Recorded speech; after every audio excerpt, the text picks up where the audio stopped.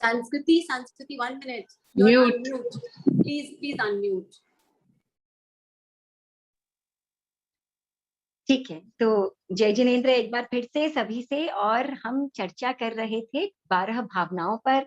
पिछले हफ्ते हमने पहली भावना पर चर्चा की थी और पहली भावना थी अनित्य भावना। तो जितने भी संयोग इस संसार में हमें मिले हैं वो सारे क्या हैं? अनित्य हैं, अशाश्वत है, हमेशा के लिए रहने वाले नहीं। बिल्कुल वैसे ही ये सारे संयोग अशरण भी हैं। अशरण भी है यानी ये हमारे कर्ता धर्ता, हमारे माई बाप नहीं है, कुछ भी नहीं है। ये सब जैसे अनित्य हैं वैसे ही अशरण भी हैं। तो दूसरी भावना है अशरण भावना।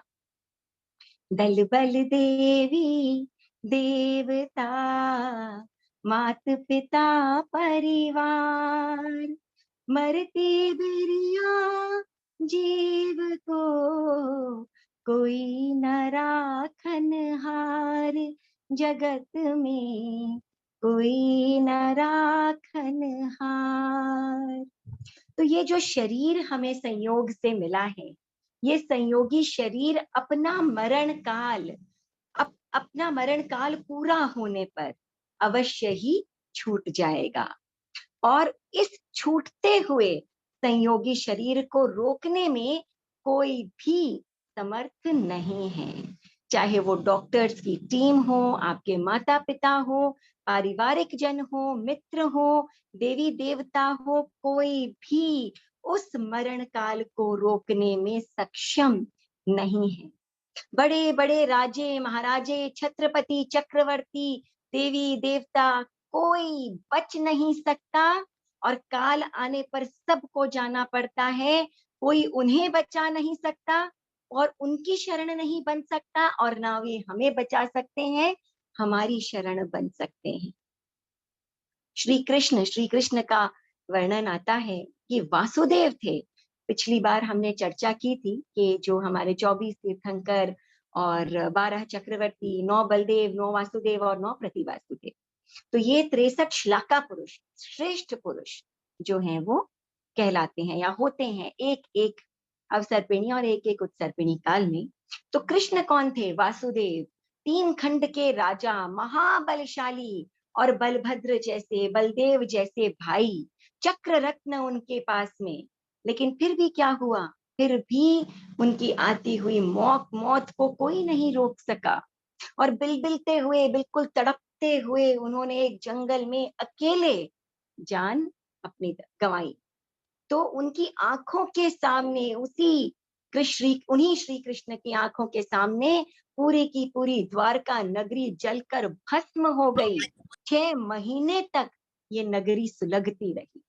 पास में पानी का समुद्र भरा था पर कुछ भी काम नहीं आया। अब वहां से चलते चलते कौशाम्बी के वन में श्री कृष्ण पहुंचे और वहां उन्हें भयंकर उस जंगल में प्यास लग गई। तो बलदेव जो हैं, बलभद्र जो हैं, वो पानी की खोज में गए और श्री कृष्ण प्यास से बिल्कुल बेचैन, अकुलाते हुए एक वृक्ष की छाया में लेटे हुए थे। इतने में ही वहां पर जरा कुमार पहुंच गया और दूर से उसे लगा कि वृक्ष की छाया में कोई हिरण बैठा है। और उसने क्या किया? बाण छोड़ दिया और बाण जाकर के और श्री कृष्ण के पैरों में लग गया। एक तो वैसे ही भूख प्यास से बिल्कुल व्याकुल, और उसके बाद ये भयंकर वेदना, और उन्होंने वहीं प्राणों को त्याग दिया। और बलभद्र जब तक पानी लेकर के आए तब तक श्री कृष्ण के प्राण पखेरु उड़ चुके थे, उन्होंने प्राण त्याग दिए थे। और इनके जो माता पिता थे श्री कृष्ण के और बलदेव के, उन्होंने सोचा कि कम से कम हम इन्हें बचा लें। तो वो अपने आप को भी नहीं बचा पाए थे और उसके पहले अपने माता पिता तक को नहीं बचा पाए थे। उन्हें लगा कि हम इस प्रॉब्लम से, इस मुसीबत की घड़ी से अपने माता पिता को तो बचा ले। तो उन्होंने एक रथ लिया और उस रथ के ऊपर अपने माता पिता को बिठाया और हजारों हाथियों का उनके अंदर, हजारों हाथियों की ताकत उनके अंदर, खुद बैलों की जगह जो है वो रथों के ऊपर, रथ से अपने आप को बांध लिया, जुत गए वो। और उसके बाद क्या हुआ, जब चलाने लगे तो रथ टूट के गिर गया और माता पिता को वो नहीं बचा पाए। तो हम किस चीज को अपना समझते हैं, किसे अपना सहायक समझते हैं? ये संसार, ये पूरा संसार ही अनित्य है। तो फिर ये सांसारिक वस्तुएं, किसी का आलंबन, किसी का सहारा, किसी की शरण, भला कैसे हो सकता है? कैसे हो सकते हैं ये? हम समझते हैं कि माता पिता, राजा, कोई धनवान, कोई मित्र, कोई देवी देवता हमारा सहारा है, हम उनकी शरण में हैं। तो ये एक बहुत बड़ा भ्रम है, एक छलावा है, एक मिथ्या स्वप्न है, सपना है, बहुत बड़ी नासमझी है। भला कोई किसी का शरणागत और कोई उसका पालनहार कैसे हो सकता है? सब अपने अपने कर्म और अपने अपने भाग्य के अनुसार ये सांसारिक जीवन जीते हैं और अपने ही कर्म के अनुसार इस संसार को छोड़ करके और चले जाते हैं। और सांसारिक जीवों का यह क्रम जो है ये चलता चला जाता है, चलता रहता है। और जब जब कर्म उदय में आते हैं तो क्या होता है, कई प्रकार की उपलब्धियां होती हैं, फायदे मिलते हैं, और फायदे मिलते हैं तो नुकसान भी मिलते हैं, लाभ होते हैं, हानि भी होती है। और सारी चीजें, सारी वस्तुएं, सारी परिस्थितियां, ये लोग इनके निमित्त बन जाते हैं, सिर्फ कारण बन जाते हैं। लेकिन भ्रम में व्यक्ति ना इस अनित्यता को समझता है और ना अशरण के इस भाव को ही समझ पाता है। सगर नामक चक्रवर्ती थे, अजीतनाथ भगवान हमारे दूसरे तीर्थंकर, और उन्हीं के समय उनके चचेरे भाई, उनके अपने चचेरे भाई सगर दूसरे चक्रवर्ती थे। अब ये जो सगर चक्रवर्ती है, अजीतनाथ भगवान के भाई और चक्रवर्ती सम्राट, 60,000 जो है वो सगर के पुत्र थे। एक से एक बढ़कर रूपवान, जोधा जवान, इतने बलशाली, शरीर इतना बलशाली, ताकत, इतना प्रचुर धन दौलत, ऐशो आराम, और फिर चक्रवर्ती पिता। इससे बड़ी और क्या संपदा हो सकती है, इससे बड़ी और क्या शरण हो सकती थी? सगर चक्रवर्ती को भी अपने पुत्रों पर बड़ा नाज था, बड़ा घमंड था अपने पुत्रों के ऊपर। मगर जब ये काल का चक्र चला, तब क्या हुआ, सामूहिक कर्म उदय में आए और वे 60 के 60,000 जो पुत्र थे वो एक साथ मृत्यु को प्राप्त हो गए। कोई कुछ नहीं कर सका। और जो चक्रवर्ती सम्राट होता है उसकी सेवा में कितने कितने देव होते हैं, उनकी कुल देवी थी। लेकिन ये जब कर्म उदय में आया, मृत्यु का समय आया, तो कोई भी कुछ नहीं कर सका। ये शरीर छोड़कर उन्हें जाना ही पड़ा। जब सगर ने सुना तो अत्यंत दुखी हुआ, बहुत दुखी हुआ और विलाप करने लगा। लेकिन फिर संभला और संभल करके, और उसने सोचा, अपना ध्यान उस ओर आकृष्ट किया, तो समझ में आया कि ये संसार तो अनित्य है, अशाश्वत है, और अशरणता का भान हुआ। विरक्त हो गए और भगवान अजीतनाथ के पास दीक्षा लेकर उत्कृष्ट साधना करके और केवल ज्ञान को प्राप्त हुए। तो ये जो सांसारिक शरण है, ये क्या है? और दुखों दुखों का कारण, ये जो सांसारिक शरण जिन्हें हम समझते हैं, जिन्हें हम समझते हैं है ये शरण नहीं, तो ये जो है ये दुखों का कारण क्यों है? सी, ये जो सांसारिक संबंध है, ये जितने भी हमें संयोग मिले हैं, ये सब क्या है, मोटा मोटी लेन देन के संबंध है। कहीं ना कहीं प्रत्यक्ष अप्रत्यक्ष रूप में स्वार्थ निहित होता है इनमें। तभी तो, चाहे वो कोई भी हो, माता और पुत्र का संबंध भी क्यों ना हो, बहुत ध्यान रखती है, खिलाती है, पिलाती है, पति पत्नी का संबंध क्यों ना हो, किसी का भी भाई बहन का संबंध क्यों ना हो, लेकिन कहीं ना कहीं प्रत्यक्ष अप्रत्यक्ष रूप में इनमें स्वार्थ निहित होता है। तभी तो किसी के चले जाने से या किसी प्रियजन की जब मृत्यु हो जाती है तो लोग कैसे शोक व्यक्त करते हैं। आपने कभी ध्यान दिया है? अरे रे रे, अब मैं किससे बात करूंगा, अब मैं किससे बात करूंगी, किसके सहारे जीऊंगी, अब कौन है मेरी परवाह करने वाला, मेरा तो दुनिया में सब कुछ चला गया, मेरी तो दुनिया ही विनष्ट हो गई, मेरा ये नुकसान हो गया, मेरा वो नुकसान हो गया, अब मेरा क्या होगा, मेरा मेरा मैं। तो रिश्तों में, संबंधों में जो ये स्वार्थ निहित होता है, ये क्या है कि वास्तव में ये दुख का कारण बन जाता है। और ये स्वार्थ भरी जो परिस्थितियां हैं, ये रिश्ते हैं, ये संबंध जो हैं, ये सब संयोग से प्राप्त हुए हैं और ये सब नश्वर है। पाने के साथ खोने का और मिलने के साथ ही बिछुड़ने का संबंध भी जुड़ जाता है।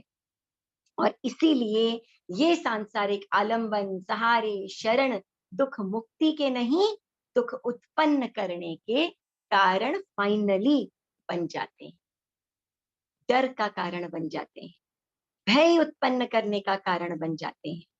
ये डर, ये भय, ये जो इनसिक्योरिटी होती है ना, इसके कारण व्यक्ति एक्चुअली है क्या, ये डर ही तो है, ये भय ही तो है, जिसके कारण व्यक्ति कैसे कैसे सहारे, कैसे कैसे आलंबन, कैसे कैसे शरणों का चुनाव करने लगता है।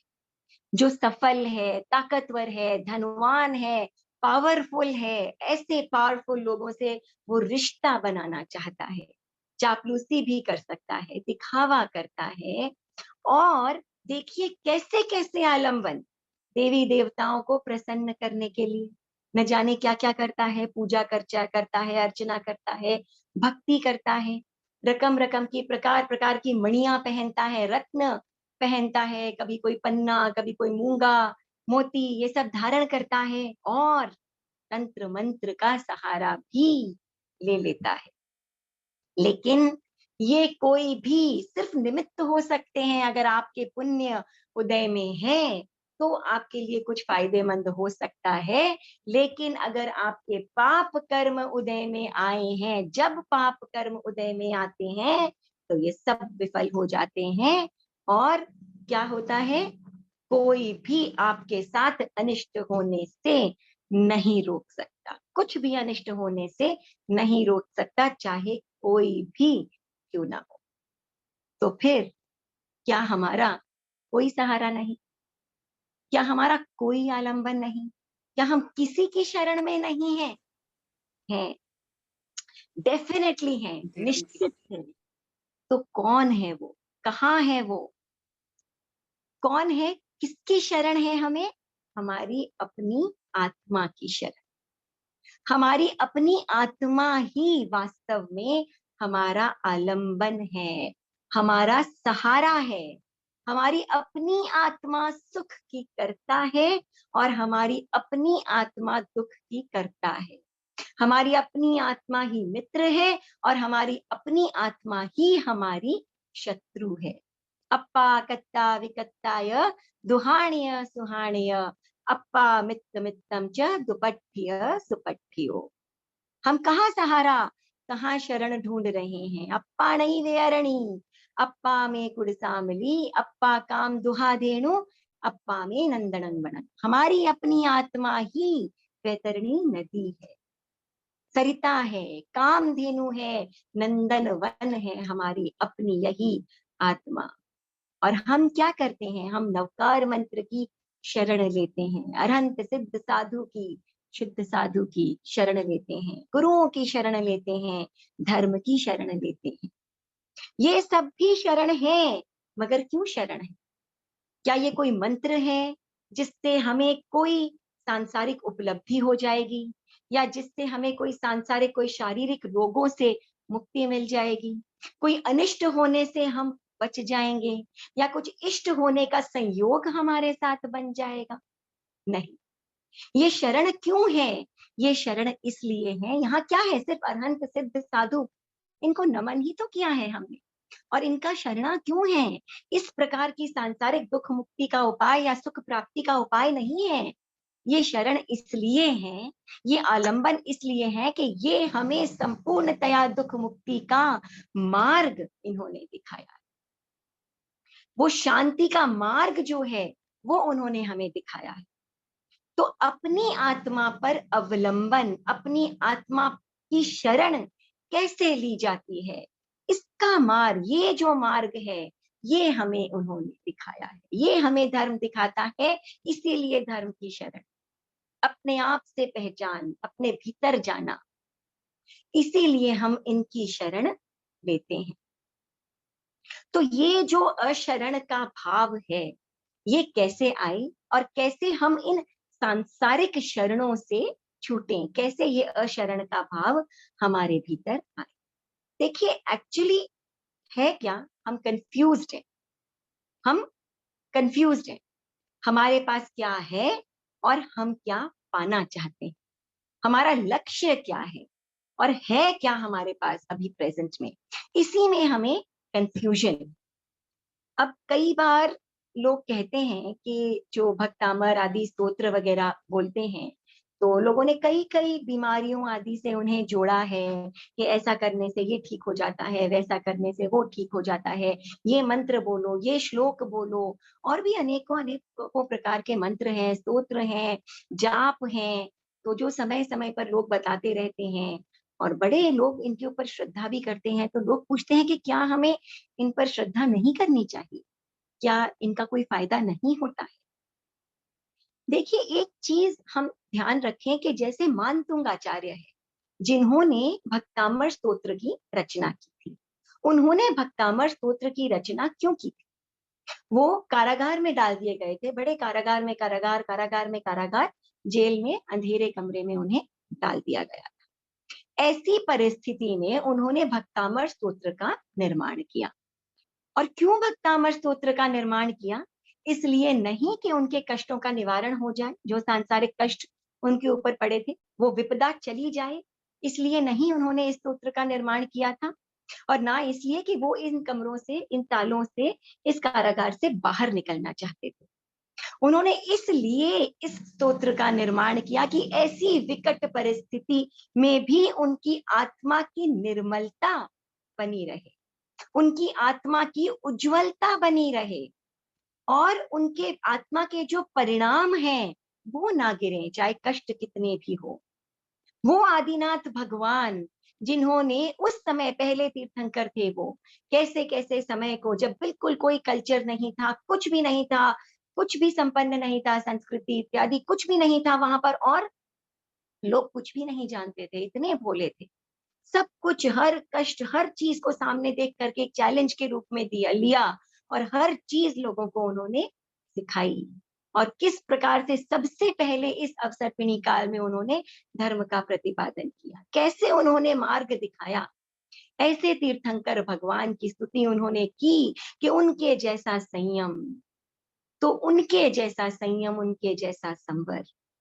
तो इस प्रकार मेरा भी जो है वो संवर, संयम ऐसा ही बने। ऐसी परिस्थिति में भी मेरी आत्मा डावाडोल ना हो, मैं अपनी आत्मा की शरण ले पाऊं, इसीलिए स्वतः ही रचती चली गई और वो रचते चले गए भक्तामर स्तोत्र को।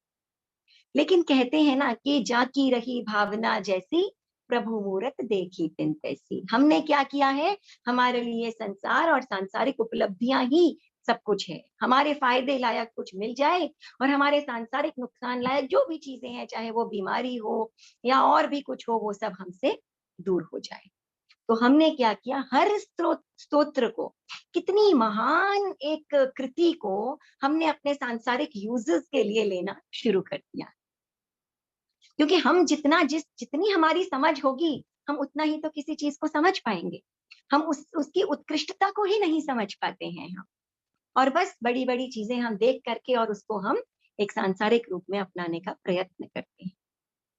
जब मानतुंग आचार्य ने भक्तामर स्तोत्र की रचना की थी, या आचार्य सिद्धसेन ने कल्याण मंदिर की रचना की थी, तो उनके मन में ये बिल्कुल भी भावना नहीं थी कि लोग जो है इसे पढ़ें, बोले और इससे सांसारिक उपलब्धियों की प्राप्ति करें। अनेकों देवी देव भी अधिष्ठायक हो सकते हैं, लेकिन हमने इतनी उत्कृष्ट रचनाओं को अपने सांसारिक प्रलोभनों में ला करके, के बीच में ला करके और रख दिया।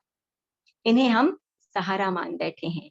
क्या चीज के लिए? अगर हम भी यही सोचें कि कितने निर्मल भाव से ऋषभनाथ भगवान ने अपना जीवन जिया और कितने निर्मल भाव से, कितनी कृतज्ञता भाव से मानतुंगाचार्य ने भक्तामर स्तोत्र की रचना किया, आचार्य सिद्धसेन ने कल्याण मंदिर की रचना किया, आचार्य भद्रबाहु स्वामी ने उपसर्गहर स्तोत्र की रचना की। अगर ये हमें याद रहे तो हम भी शायद इसकी उत्कृष्टता को समझ सकते हैं। लेकिन हम क्या करते हैं? रोग मुक्ति हो जाए, सांसारिक उपलब्धियां हो जाए, तो हम क्या करते हैं कि इन्हें सांसारिक आलंबन का स्वरूप समझने लगते हैं और एक बात भूल जाते हैं कि ये कर्म हमारे अपने बांधे हुए हैं। जिस दिन ये उदय में आएंगे उस दिन हमें स्वयं ही भोगने पड़ेंगे इन्हें। नहीं तो जो गज सुकुमाल मुनि हैं उनके सर पर अंगारों की पाल बांध दी गई। क्यों कोई नहीं आया रक्षा करने के? भगवान के समय की बात है, तीर्थंकर भगवान विद्यमान थे, अरिष्टनेमी भगवान विद्यमान थे, लेकिन फिर भी कोई उस समय आया नहीं, कोई देवी कोई देवता, क्योंकि जब ये कर्म उदय में आते हैं निकाचित, तब क्या होता है? स्वयं ही उन्हें भोगने पड़ते हैं। जिस दिन कर्म उदय में आएंगे तो हम क्या है? कंफ्यूज्ड है। हमें क्या मिला है और हमें क्या पाना है, हम कंफ्यूज्ड हैं। हमारे पुण्य का उदय क्या है और हमें पाना क्या है? हमारे लक्ष्य की प्राप्ति, हमें किस लक्ष्य के पीछे चलना है, हमें इसी में कंफ्यूजन है। बार बार हम क्या कहते हैं? ये दुर्लभ मनुष्य जन्म मिला है। अरे कितने कितने अनंत जन्म बीत गए तब जाकर के और हमें ये दुर्लभ मनुष्य जन्म मिला है। ओहो हो, ये दुर्लभ मनुष्य जन्म, ये मनुष्य जन्म, देवता भी तरसते हैं इस मनुष्य जन्म को पाने के। और बस अपने उसी पुण्य के गुणगान, पुण्य का उदय हुआ कैसे हुआ? कभी कहीं कोई आपने निर्जरा की होगी, कहीं कोई दया के परिणाम आपने दिखाए होंगे, कहीं कोई सरलता दिखाई होगी, तब कहीं जाकर कोई निर्जरा हुई होगी, कोई पुण्य के बंध हुए होंगे, तब कहीं कोई मनुष्य नाम कर्म आपके बंधा होगा। आज वो उदय में आया है तो आपको मनुष्य जन्म मिल गया, सर पर छत मिल गई, पहनने को कपड़े मिल गए, खाने को रोटी मिल गई, अच्छा नाम यश मिल गया, दिमाग काम करता है, हाथ पैर सब सलामत है, अच्छा परिवार मिल गए, अच्छे संयोग मिल गए और धर्म मिल गया। और हम क्या करते हैं? उन संयोगों की कल्पना करके, उनकी बातें करके और खुश होते हैं। ओहो हो, ये दुर्लभ मनुष्य जन्म मिल गया। लेकिन इस दुर्लभ मनुष्य जन्म का करना क्या है? क्या करना है हमें इस दुर्लभ मनुष्य जन्म का? हम कितने भाग्यवान हैं, हमें ये मनुष्य जन्म मिल गया, ये बात तो समझ में आई। लेकिन हमें इस दुर्लभ मनुष्य जन्म का करना क्या है? आज जब कोई बच्चा होता है ना, आप लोग सब वाकिफ होंगे इससे, एक बहुत बड़ी बात है कि छोटा बच्चा जब होता है उसकी अच्छी स्कूल में एडमिशन करवाना, ठीक है? और आप समझिए भाग्य से या जैसे भी आपके बच्चे का एक अच्छी स्कूल में एडमिशन हो जाता है, ठीक है? अब एडमिशन हो गया तो यही तो नहीं कहता रे रे रे रे रे हमारे बच्चे का इस स्कूल में एडमिशन हो गया, इस स्कूल में एडमिशन हो गया, ये सबसे बढ़िया स्कूल, इसमें एडमिशन हो गया। उस स्कूल में एडमिशन लेके करना क्या है? पढ़ना है, विद्यार्जन करना है। अरे एक बार में नीट क्लियर हो गया, मेडिकल एंट्रेंस क्लियर हो गया, उस मेडिकल एंट्रेंस को क्लियर करके करना क्या है? आगे क्या? वो पुरुषार्थ कहाँ है जो इससे जुड़ा हुआ है? वो डॉक्टर बन करके जो इतनों की सेवाएं करनी है वो उससे जुड़ा हुआ है। एक लाइब्रेरी की, बड़े लाइब्रेरी की मेंबरशिप मिल गई, अरे मुझे मेंबरशिप मिल गई, मेंबरशिप मिल गई। अरे आपको करना क्या है? वहां जाकर पुस्तकें लेकर ज्ञान ग्रहण करना है। इस आगे का क्या? हम सत्संग में जाते हैं, व्याख्यानों में जाते हैं, क्यों जाते हैं आप? क्यों जाते हैं? आपके पास साधन थे, संसाधन थे, आप पहुंच जाते हैं, सत्संगों में व्याख्यानों में पहुंच जाते हैं। कारण क्या है? मिलना जुलना, सोशलाइजिंग करना, वहां की व्यवस्थाएं देखना, या ये सही है ये गलत है ये करना, कि या फिर भगवान की वाणी सुनकर आत्मा का उत्थान करना, अपने भीतर परिवर्तन को लेकर के आना। तो केवल इस बात से प्रसन्न नहीं होना है कि ये दुर्लभ मनुष्य जन्म मिल गया है, ये मिल तो गया है, एडमिशन हो गया है आपका, अब आगे क्या?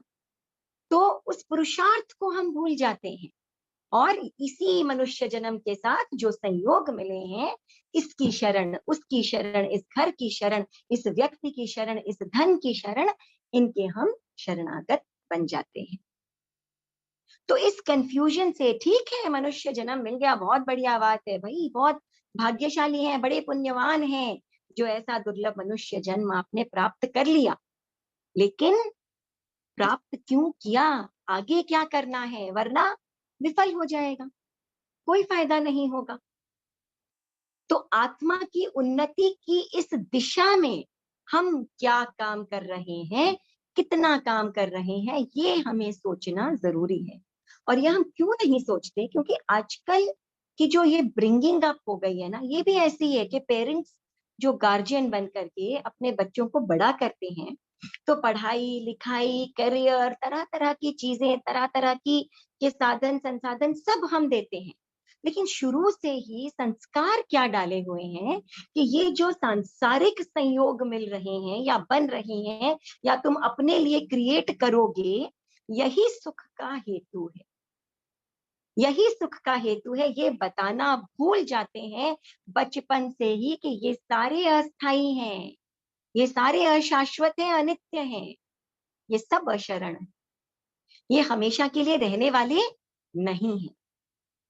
तो किससे पहचान करवानी है? उस आत्मा से पहचान करवानी है कि ये सब चीजें होती रहेगी। किसी की बुद्धि तेज, किसी की बुद्धि कम, किसी की मेमोरी तेज, किसी की मेमोरी कम, किसी के पास धन अधिक, किसी के पास धन कम, किसी के पास ज्ञान विद्या अधिक, किसी के पास कम, किसी को बहुत बढ़िया अच्छे रिश्ते नातेदार मिले, किसी को नहीं मिले। लेकिन ये सब चीजें, ये सारे संयोग, ये कपड़े गहने, गाड़ियां, ये धन दौलत, ये सब अनित्य हैं। आपकी इच्छा हो या ना हो, सब छूट जाने वाले हैं, है ना? तो आपके सामने कोई गया तो वो व्यक्ति छूट जाएगा, और आप गए तो सारा कुछ छूट जाएगा पीछे, आप चाहें या ना चाहें। तो हमें क्या करना है? शुरू से ही स्वयं में संस्कार जगाना है और अपने बच्चों में भी ये संस्कार, क्योंकि आने वाले भविष्य हैं, तो उनमें ये संस्कार जगाने बहुत जरूरी हैं कि ये सारी चीजें जो हैं, ये ठीक है आपको सांसारिक सुख उपलब्ध कराने हैं, लेकिन इनके होने और नहीं होने से हमें कोई बहुत लंबा चौड़ा फर्क नहीं पड़ना चाहिए, क्योंकि ये वास्तव में हमारा कोई आलंबन, हमारा कोई सहारा, हमारी कोई शरण नहीं। वास्तव में शरण हमारी अपनी आत्मा, ये धर्म और ये वीतराग वाणी ही है।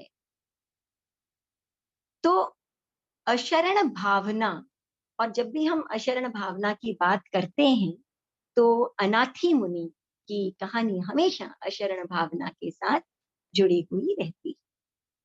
तो राजा श्रेणिक भगवान के समवसरण से आ रहा था और उसने देखा कि बाहर जो है वो एक मुनि, एक बिल्कुल युवा यंग मुनि ध्यानस्थ खड़े, उद्यान के बाहर ध्यानस्थ बैठे हैं या ध्यानस्थ खड़े हैं।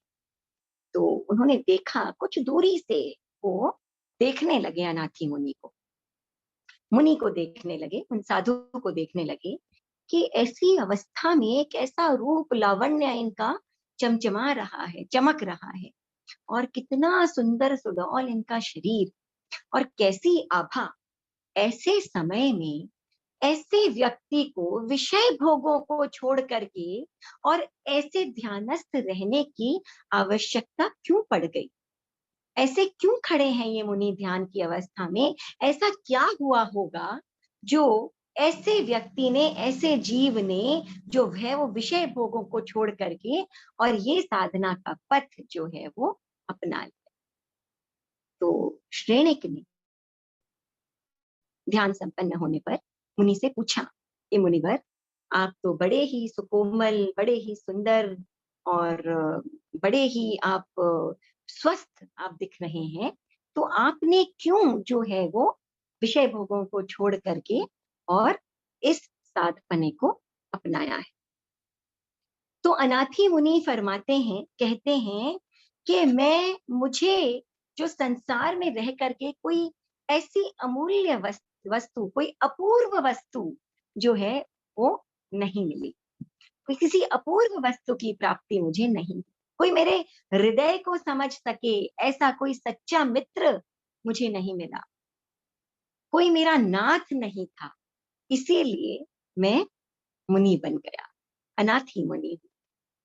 तो राजा श्रेणिक ने कहा, आपका कोई नाथ नहीं बना, तो लीजिए मैं आपका नाथ बन जाता हूँ।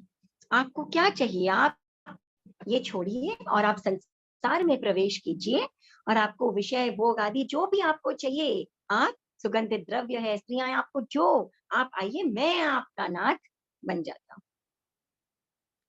तब अनाथी मुनि ने कहा कि राजन, क्या आप स्वयं अपने नाथ हैं? आप तो स्वयं ही अपने नाथ नहीं हैं। राजा श्रेणिक ने जब सुना तो सुन करके और हतप्रभ हो गए। और क्योंकि जब अनाथी मुनि बात कर रहे हैं तो वो किसी और ही लेवल में बात कर रहे हैं, और राजा श्रेणिक जब उसे समझ रहे हैं तो किसी और ही लेवल में समझ रहे हैं। वो आध्यात्म की बात करते जा रहे हैं, ये संसार रूप में समझते जा रहे हैं। यही तो विडंबना है, यही तो सबसे बड़ी विडंबना है कि रचना करने वालों ने कितनी बड़ी बड़ी आध्यात्मिक रचनाएं कर दी और हम उन्हें सांसारिक रूप में समझते जा रहे हैं, अपनाते जा रहे हैं। तो राजा श्रेणिक ने कहा कि आप कैसी बातें करते हैं मुनिवर, मेरे पास क्या नहीं है? इतना बड़ा राज्य, बड़े छोटे इतने इतने राज्य मेरे अधीन, बड़े बड़े राजा मेरे अधीन हैं, और सब कुछ मुझे प्राप्त है, एक अच्छा सुखी संसार, सब कुछ जो भी मेरे पास हो सकता है सब कुछ है। कहीं आप वृषावाचन तो नहीं करते, कहीं आप वृषावादन तो नहीं करते, कहीं आप झूठ तो नहीं बोलते? तब अनाथी मुनि ने बताना प्रारंभ किया कि कौशाम्बी नगरी में उनके पिता धन संचय रहा करते थे, और ये उनके पुत्र, और बड़ी ऐशो आराम से जिंदगी उनकी कट रही थी। और फिर क्या हो गया, चक्षु वेदना हो गई, आंखों में वेदना हो गई, शरीर जलने लगा, और आंखों में ऐसी भयंकर वेदना मानो शूल एकदम कांटे जैसे चुभते हैं वैसे जलन, और उसके कारण भयंकर सर दर्द, सर में पीड़ा भी हो गई, रिलेटेड है। और क्या हुआ, कोई शरण काम नहीं आया, इलाज कराए, तरह तरह के इलाज करवाए, लेकिन ये शरण काम नहीं आए। बड़े बड़े वैद्यराज, निपुण वैद्यराज, मगर उनकी शरण भी काम नहीं आई। उनके पिता की शरण काम न आई, पिता ने इतना धन पानी की तरह बहाया, लेकिन वो शरण भी काम नहीं आई। बड़े भाई, छोटे भाई, बड़ी बहन, छोटी बहन, कितना कितना प्रयत्न किया उन्होंने, मगर उनके प्रयत्न की शरण भी काम नहीं आई। माता, जिसके जिगर के वो टुकड़े थे, उन्होंने इतना विलाप किया, इतना दुख किया, तकलीफ की, मन्नतें मांगी, लेकिन तो भी वो शरण भी काम नहीं आई। एक सुंदर स्त्री, एक पत्नी थी उनकी, तरह तरह से उन्हें शांत करने की, कभी कोई सुगंधित लेप लगाए, कभी कुछ करे, मगर वो भी कुछ ना कर सकी, वो शरण तक जो है वो उनके काम नहीं आई। और अथाह वेदना, ऐसी वेदना कि हम सोच भी नहीं सकते हैं, ऐसी ऐसी वेदना उन्होंने सहन की उस समय। कुछ उनको भला नहीं लग रहा था, कुछ अच्छा नहीं लग रहा था, सारे शरण व्यर्थ हो गए। तब उन्होंने सोचा, संकल्प किया कि यदि मेरा ये जो ज्वर है, मेरी ये जो आंखों में जो ये चक्षुशूल है, ये जो चक्षु वेदना है, अगर ये शांत हो जाए तो मैं खंति दंति निरारंभी, मैं संकल्प लेता हूं कि क्षमा और इंद्रिय संयम और आरंभ रहित, यानी मन और इंद्रियों से कोई नया प्रारंभ आरंभ नहीं, कोई हिंसा नहीं, ऐसी प्रव्रज्या, ऐसी दीक्षा मैं ग्रहण करूंगा। और सो गए। अब देखिए, पुण्य का उदय होना था, शुभ कर्मों का उदय होना था कि वो सोए, सुबह उठे तो बिल्कुल नॉर्मल। ये सारी की सारी वेदना काफूर हो गई और संकल्प शक्ति उनकी काम कर गई, पुण्य का उदय हुआ, और उन्होंने जो है वो आत्मा के पथ पर चलने की जो उन्होंने ठानी थी, जो संकल्प किया था, उस पथ पर वो चल पड़े, उसी की शरण उन्होंने ली। और क्या हुआ कि वो साधु बन गए, साधना करने लगे। अब राजा श्रेणिक का माथा ठनका। अब उन्हें समझ में आया कि कहाँ ये महान मुनिवर ऊंची ऊंची आध्यात्म की बात कर रहे हैं और कहाँ मैं उसको बिल्कुल एक छिछले सांसारिक रूप में ग्रहण कर रहा था। कहाँ इनके भाव और कहाँ मेरा ग्रहण करने का भाव।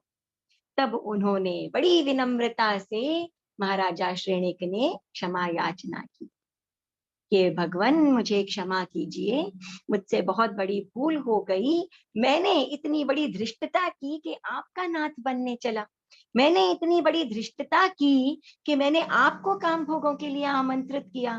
मुझे क्षमा करें। तो अशरण की भावना, ऐसी भावना जिसको भावित करने से जीव का जो मोह है, पुत्र के प्रति, स्त्री के प्रति, मंत्रों तंत्रों के प्रति, ये कम हो जाता है। जो व्यक्ति अशरण की भावना को समझता है, वो किसी भी मंत्र तंत्र, देवी देवता आदि को, जो हमारे 10 मुख्य श्रावक हुए थे भगवान महावीर के, उन्होंने कभी भी किसी भी मंत्र तंत्र या देवी देवता की शरण उन्होंने नहीं ली। उसे उन्होंने हमेशा अपनी कमजोरी समझी, उसको हमेशा अपनी ताकत उन्होंने कभी भी उसे नहीं समझा, और ऐसा उन्होंने किया भी नहीं। तो जीव का जो मोह होता है इन सांसारिक उपलब्धियों के प्रति, जो मोह होता है इन सांसारिक रिश्तों के प्रति, इन मंत्र तंत्र के प्रति, वो कम हो जाता है। और आत्मा जो है वो परम आत्मा की ओर, यानी भीतर की ओर रुख कर लेती है, भीतर की ओर उन्मुख हो जाती है। तो इस अशरण भावना को भाने से समता भाव जागृत होता है, और इस भावना को भाने वाला जो जीव है वो भौतिक सुखों और दुखों में रत होने से, उनसे प्रभावित होने से बच जाता है। जन्म में जश्न नहीं करता और मरण में मातम नहीं करता। तो उसे मान अपमान का, तकलीफ का, रोग का, बुढ़ापे का, मृत्यु का भय नहीं होता। ये डर समाप्त हो जाता है, उसमें कोई डर नहीं होता।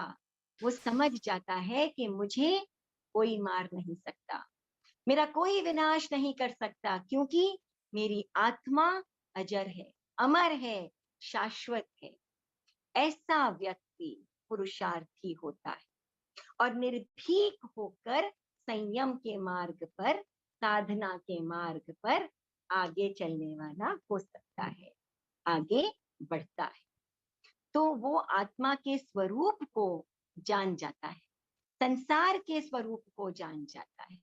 वो समझ जाता है मुझे कोई नहीं मार सकता, मेरा कोई कुछ बिगाड़ ही नहीं सकता। क्यों? क्योंकि ये संसार नश्वर है, ये संयोग नश्वर है, परंतु मेरी आत्मा अजर अमर है, मेरा कोई कुछ भी बिगाड़ नहीं सकता। तो हम क्या समझते हैं, संसार में है, गृहस्थ हैं, जो भी कुछ हमें करना है हम करें, कर्तव्यों को निभाएं, चाहे वो सांसारिक ही क्यों ना हो। डॉक्टरों की जगह डॉक्टरों को अपना काम दिया, अगर कोई तकलीफ आ गई तो वकील को अपना काम दिया, लेकिन उसके बाद उसका फल कुछ भी हो, पॉजिटिव हो या नेगेटिव हो, वहां अरे ये तो डॉक्टर ही खराब था, ऐसा हमें नहीं करना है। हमें उसके बाद अगर कुछ गलत हो गया या सही हो गया, वहां अपने आप को संयमित करके और रखना है। क्यों? क्योंकि हम अशरण भावी जीव हैं। ये है अशरण की भावना। और जब हम आत्मा के इस स्वरूप को समझ जाते हैं कि आत्मा नित्य है, शाश्वत है, इसका कोई कुछ नहीं बिगाड़ सकता, इसकी कोई हानि नहीं कर सकता है, और जब हम इस संसार के स्वरूप को समझ जाते हैं, तब हम साधना के पथ पर आगे बढ़ने लगते हैं। तो अगले हफ्ते हमारी तीसरी भावना, यही संसार भावना। तो तब तक के लिए हम कंप्लीट करते हैं, और आप लोगों के प्रश्नोत्तर भी हम देख लेते हैं। रिकॉर्डिंग एक बार के लिए स्टॉप कर देती हूँ। जय जिनेन्द्र संस्कृति जी, एक मिनट। वेरी